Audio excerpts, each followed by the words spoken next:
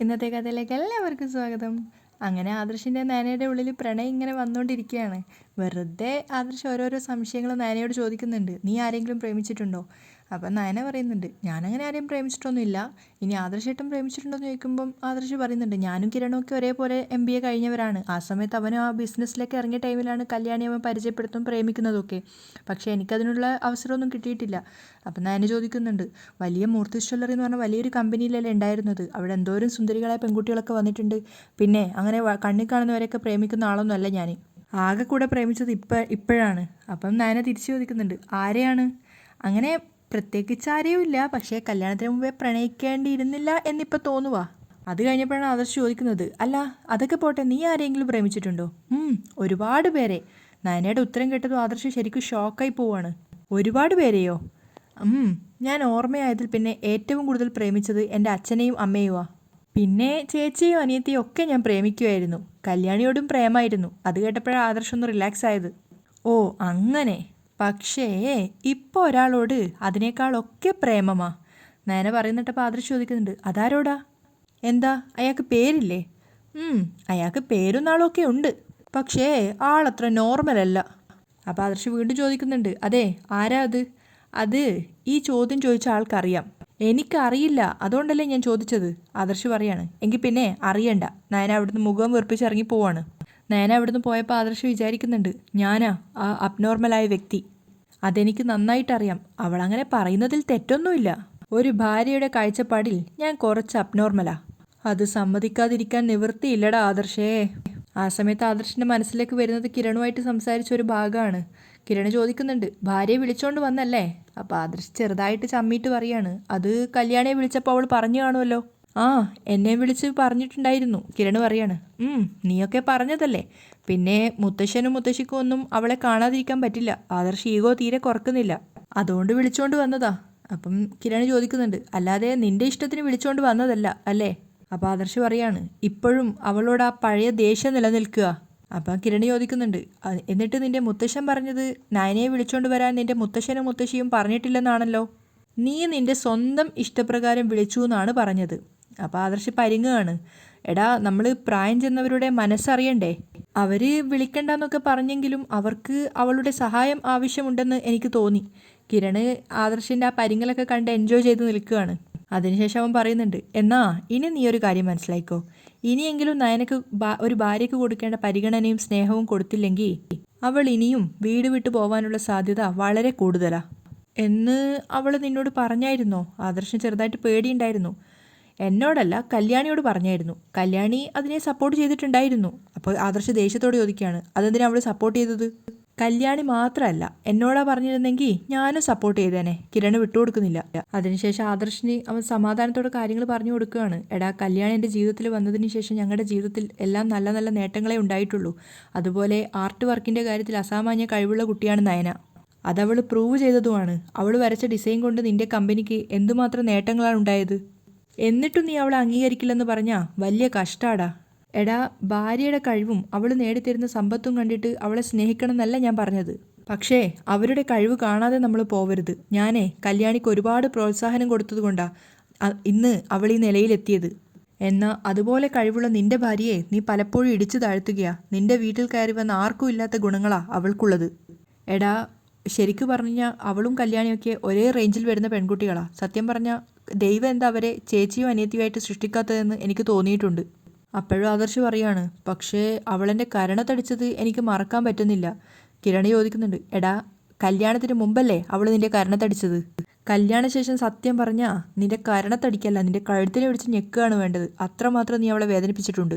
അവളെ ഞാൻ സ്നേഹിക്കാൻ നോക്കുന്നുണ്ട്, ആദർശ് പറയാണ്. അയ്യോ, എനിക്ക് വേണ്ടി നീ അവളെ സ്നേഹിക്കാൻ ശ്രമിക്കേണ്ട. കിരൺ പരിഹസിക്കുകയാണ്.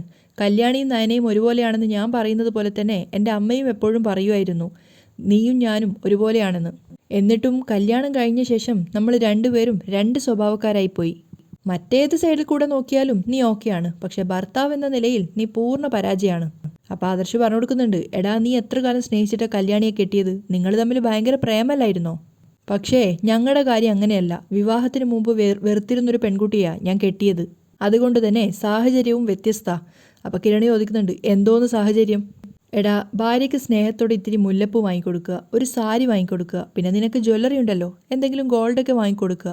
അതൊക്കെ അവർക്കൊരു സന്തോഷമല്ലേ. ആദർശിന് ഉപദേശ ക്ലാസ് എടുത്തു കൊടുത്തിട്ട് കിരണ് തന്നെ മടുത്ത്. അതേസമയം അനി ആകെ വിഷമത്തിലാണ്. നന്ദുവിൻ്റെ കൂട്ടുകാർ വന്ന സമയത്ത് അനി പൊട്ടിത്തെറിക്കുന്നുണ്ട്. നീയൊക്കെ അല്ലാടാ പറഞ്ഞിരുന്നത് അവളുടെ മനസ്സിൽ ഞാനാണ്, അതുകൊണ്ടാണ് അവൾ ആകെ വിഷമിച്ച് നടക്കുന്നതെന്ന്.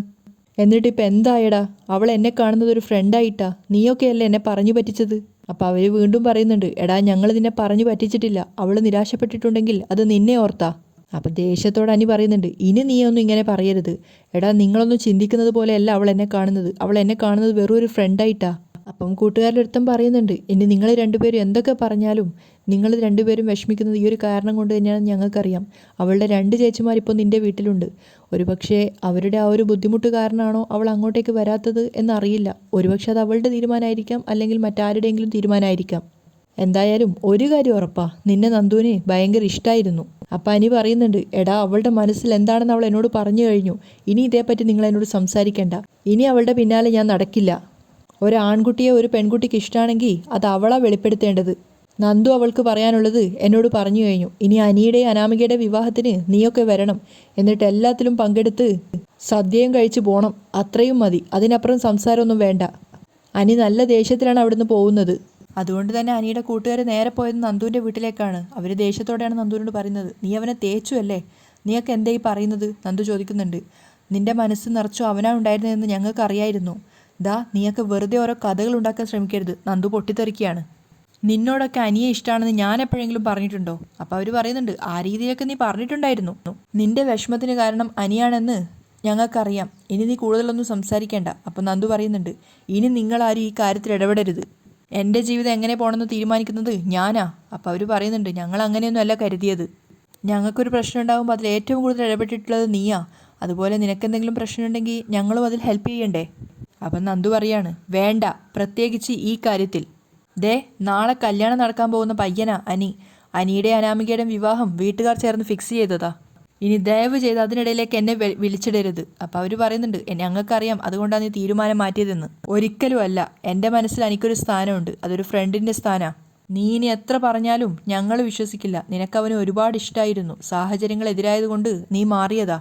അപ്പം നന്ദു അവന് നേരെ പൊട്ടിത്തെറിക്കുകയാണ്. മേലിൽ ഇങ്ങനെ സംസാരിക്കരുത്. ഈ പറഞ്ഞത് ഇനി പുറത്തു പോയിട്ട് ആരോടെങ്കിലും പറഞ്ഞാലുണ്ടല്ലോ എന്ന് പറഞ്ഞിട്ട് നന്ദു ചൂടായിട്ട് അവിടുന്ന് പോവാണ്. അവളുടെ വിഷമം കൊണ്ട് അങ്ങനെയൊക്കെ പറഞ്ഞത്. അവർ പരസ്പരം പറയാണ്, എനിക്കും മനസ്സിലായടാ. അവർ രണ്ടുപേരും പരസ്പരം ആശ്വസിപ്പിക്കുന്നുണ്ട്. ആദർശ് രാവിലെ നടക്കാൻ പോയിട്ട് തിരിച്ചു വന്നപ്പോൾ നയന ഉണ്ടായിരുന്നു അവിടെ. അപ്പം നയനോട് ആദർശ് ചോദിക്കുന്നുണ്ട്, അമ്മ എവിടെയെന്ന്. അവൻ്റെ കയ്യിലാണെങ്കിൽ ഒരു വാഴയില ഉണ്ടായിരുന്നു. അപ്പം നയന ചോദിക്കുകയാണ്, ഇതെന്താ? ഇത് നടക്കാൻ പോയിട്ട് വന്നപ്പോൾ ഒരു ചേച്ചി അവിടെ ഇരുന്ന് മുല്ലപ്പൂ വിൽക്കുന്ന കണ്ടു, അപ്പോൾ വാങ്ങിച്ചതാ. നീ മുത്തശ്ശനോട് എപ്പോഴും പരാതി പറയാറില്ലേ, അതുകൊണ്ട് വാങ്ങിയതാ. അപ്പം നയന പറയുന്നുണ്ട്, എനിക്കങ്ങനത്തെ പരാതിയൊന്നുമില്ല. അല്ലെങ്കിൽ തന്നെ വീട്ടിൽ നിൽക്കുമ്പോൾ എന്തിനാ മുല്ലപ്പൂവ്? അപ്പം ആദർശ് പറയാണ്, വീട്ടിൽ നിൽക്കുമ്പോഴും ഇത്തിരി സുഗന്ധം വന്നോട്ടെ എന്ന് കരുതിയിട്ടാ.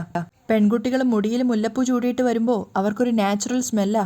അപ്പം നയന ചോദിക്കുന്നുണ്ട്, ഓ, ഭാര്യയെ മണക്കാൻ വേണ്ടിയിട്ട് വാങ്ങിയതാണോ? അങ്ങനെയാണെങ്കിൽ അങ്ങനെ കൂട്ടിക്കോ. അങ്ങനെ തരുന്നതാണെങ്കിൽ എനിക്ക് വേണ്ട, സ്നേഹത്തോടെ തരുന്നതാണെങ്കിൽ മതി. നയന തിരിച്ചേൽപ്പിക്കുകയാണ്. ഇതിനകത്ത് കുറച്ച് സ്നേഹമുണ്ട്. അപ്പം നയന പറയാണ്, എങ്കിൽ പിന്നെ എൻ്റെ തലയിൽ വെച്ചു തരാൻ തന്നെയാണ് വാങ്ങിയത്. ആദർശ് അത് നയനയുടെ തലയിൽ വെച്ചു കൊടുക്കുമ്പോഴാണ് ദേവയാനി ജലജയും കൂടെ സ്റ്റെപ്പ് ഇറങ്ങി വരുമ്പോൾ ഇത് കാണുന്നത്. അവർ രണ്ടുപേരും ദേഷ്യത്തോടെ നോക്കുന്നുണ്ട്. അപ്പം തന്നെ ജലജ മൂപ്പിക്കാൻ തുടങ്ങുകയാണ്. കാണ് ഇപ്പോൾ പരസ്യമായിട്ടാ എല്ലാം. ഓ, നേരത്തെ റൂമിൽ വെച്ചായിരുന്നു ഇതൊക്കെ, ഇപ്പോൾ ഏട്ടത്തി കാണാൻ വേണ്ടി തന്നെ ചെയ്യുക. അമ്മയെക്കാളും ഭാര്യയെ സ്നേഹിക്കുന്നുണ്ടെന്ന് കാണിക്കുക. ഇങ്ങനെയൊക്കെ കാണിക്കണമെന്ന് അവൾ പറഞ്ഞു കാണും. അപ്പം നയന ചോദിക്കുന്നുണ്ട്, ഇനിയിപ്പോൾ എന്നും പുറത്തു പോവുകയാണെങ്കിൽ പരിപാടി കാണിക്കുമോ? എന്നൊന്നുമില്ല, നിനക്ക് മുല്ലപ്പൂ വാങ്ങിത്തരണം തോന്നുവാണെങ്കിൽ വാങ്ങിത്തരും. അവർ രണ്ടുപേരും പരസ്പരം സംസാരിക്കുകയാണ്. പിന്നെ നീ പറയുവാണെങ്കിലും. അപ്പം നയന പറയുന്നുണ്ട്, എന്നും എൻ്റെ ഭർത്താവിൻ്റെ കാശ് ചെലവാക്കുന്നതിനോട് എനിക്ക് താല്പര്യമില്ല. ഇതിന് ചെറിയ പൈസയല്ലേ ആവുള്ളൂ, അത് എല്ലാ ദിവസവും വാങ്ങിത്തരാവുന്നതേ ഉള്ളൂ. ആദർശ് പറയാണ്.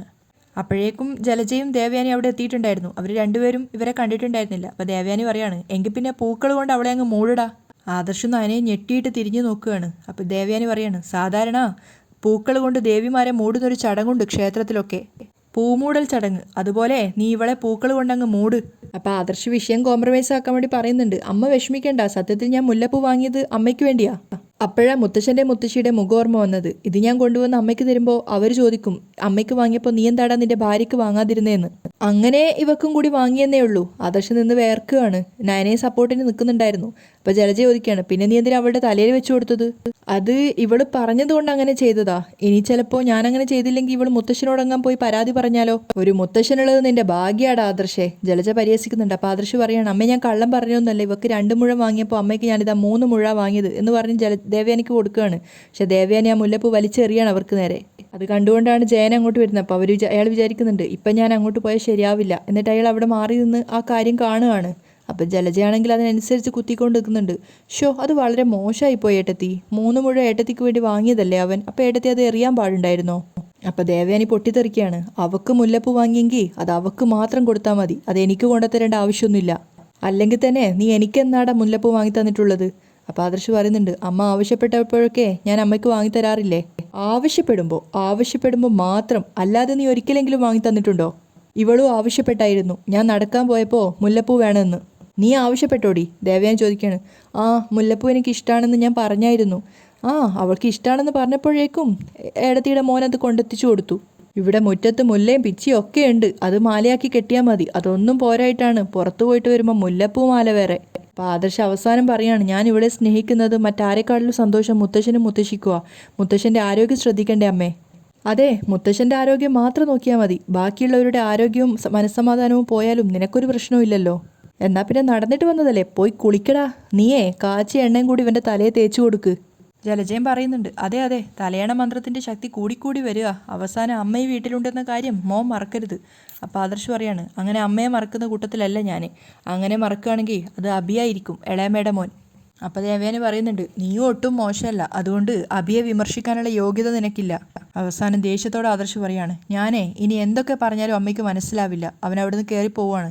അപ്പോൾ ദേവയാനി നയനക്ക് നേരെ പൊട്ടിത്തെറിക്കുകയാണ്. സന്തോഷമായോടി നിനക്ക്? സന്തോഷമായോന്ന്? അപ്പം നയന പറയുന്നുണ്ട്, അത് പിന്നെ എൻ്റെ ഭർത്താവ് മുല്ലപ്പൂ വാങ്ങി എൻ്റെ തലയിൽ വെച്ച് തന്നാൽ എനിക്ക് സന്തോഷമാവില്ലേ? എന്നാൽ അങ്ങനെ നീ സന്തോഷിക്കേണ്ടെന്ന് പറഞ്ഞ് നയനയുടെ തലയിൽ ആദർശ് വെച്ചുകൊടുത്ത പൂവ് ദേവയാനി വലിച്ച് എറിയുകയാണ്. അതിനുശേഷം കളിയാക്കുന്നുണ്ട്, നാണം കെട്ടവൾ. അവളുടെ വീട്ടിലേക്ക് പോയിട്ട് അവൾ നാണമില്ലാതെ തിരിച്ചു കയറി വന്നിരിക്കുക എൻ്റെ കുഞ്ഞിൻ്റെ ജീവിതം നശിപ്പിക്കാനായിട്ട്. അതൊക്കെ കണ്ട് ആസ്വദിച്ച് ചിരിച്ചുകൊണ്ട് ജലജ അവിടെ നിൽക്കുന്നുണ്ടായിരുന്നു. നയന വിതുമ്പിക്കരഞ്ഞുകൊണ്ട് അവർ തറയിലെറിഞ്ഞ ആ പൂവ് വീണ്ടും എടുക്കുകയാണ്. നിങ്ങൾ എത്രയൊക്കെ വലിച്ചെറിഞ്ഞാലും എൻ്റെ ഭർത്താവ് എനിക്ക് സ്നേഹത്തോടെ വാങ്ങിത്തന്ന പൂവാ ഇത് എന്ന് പറഞ്ഞ് അവൾ നെഞ്ചോട് ചേർത്ത് വെക്കുന്നുണ്ടായിരുന്നു. ആദർശ് ആകെ മൊത്തം വിഷമിച്ചിരിക്കുകയാണ്. അങ്ങോട്ട് വന്നിട്ട് ജയൻ കാര്യം തിരക്കുന്നുണ്ട്. നിനക്ക് നിൻ്റെ ഭാര്യയെ സ്വാതന്ത്ര്യത്തോടെ ഒന്ന് സ്നേഹിക്കാൻ പോലും പറ്റുന്നില്ലല്ലേ? ഏയ് അങ്ങനെയൊന്നുമില്ല അച്ഛാ, ആദർശ് പറയാണ്. നിൻ്റെ അമ്മയെ കല്യാണം കഴിച്ച് ഞാനിവിടെ കൊണ്ടുവന്നതിന് ശേഷം ഒരിക്കൽ പോലും അവൾ എന്നോട് കയർത്ത് സംസാരിച്ചിട്ടില്ല.